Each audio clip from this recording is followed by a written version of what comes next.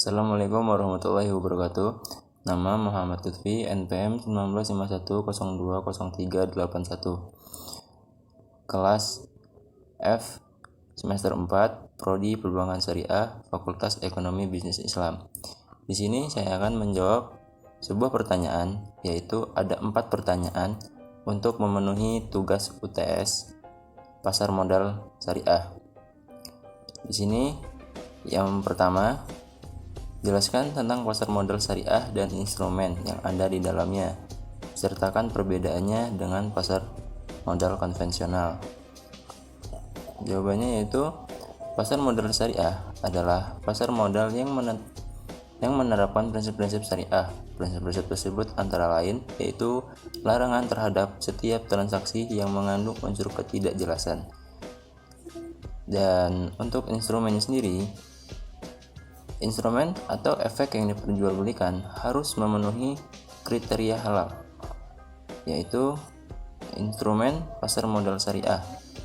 Yang pertama adalah sekuritas aset atau proyek aset yang merupakan bukti pengertian, baik dalam bentuk pernyataan musyarakah. Pernyataan musyarakah adalah yang mewakili modal tetap dengan hak pengelola, menguasai manajemen dan hak suara dalam mengambil keputusan. Sedangkan penyertaan mudharabah adalah mewakili modal kerja dengan hak atas modal dan keuangan tersebut, tetapi tanpa hak suara, hak pengawasan atau hak pengelolaan. Yang kedua, sekuritas utang atau debit. Sekuritasan atau penerbitan surat utang yang timbul atas transaksi jual beli atau merupakan sumber pendanaan bagi perusahaan. Yang ketiga adalah sekuritas modal. Sekuritas ini merupakan misi surat berharga oleh perusahaan emiten yang telah terdaftar dalam pasar modal syariah dalam bentuk saham.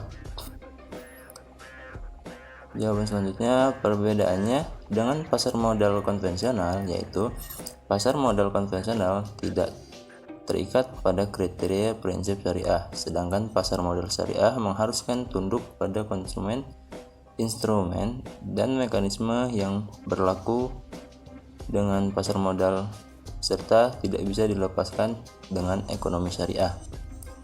Pertanyaan yang kedua adalah, sebutkan resiko yang dapat terjadi di pasar modal syariah dan bagaimana cara menanggulangi resiko tersebut. Berikut jawabannya.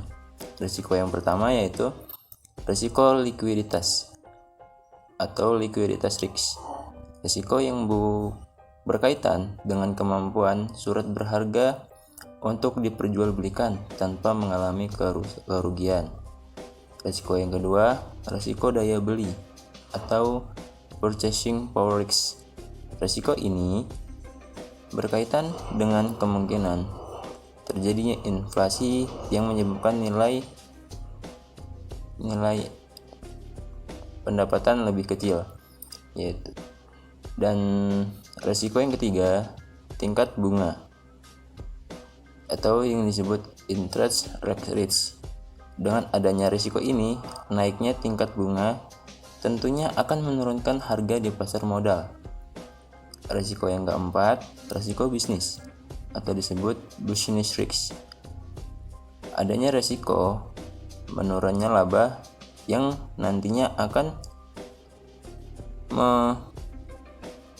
menyesuaikan kemampuan perusahaan membayar imbalan bunga dalam konvensional atau individual. Dan risiko yang kelima, risiko pasar atau disebut market risk.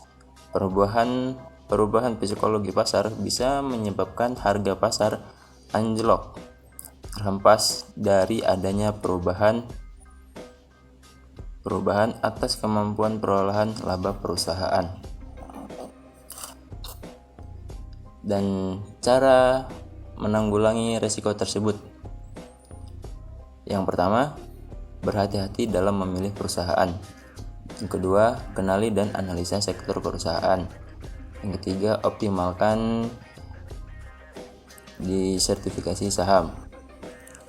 Dan yang keempat, investasi jangka panjang, atau yang ketiga yaitu bagaimana syarat menjadi seorang investor saham syariah?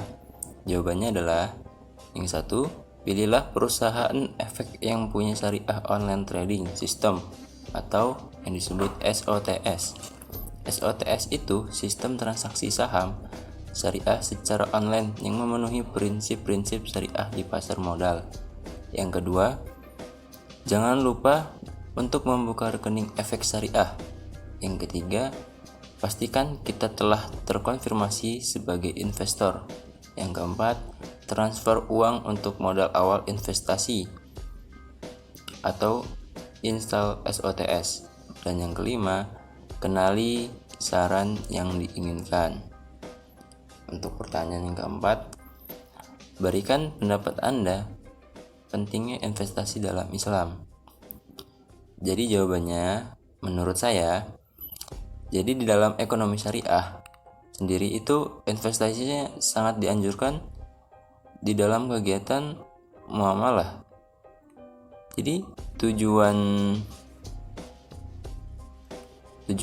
yaitu untuk menjaga harta yang kita punya yang nantinya menjadi produktif dan untuk memberikan bagi pertumbuhan ekonomi umat Islam.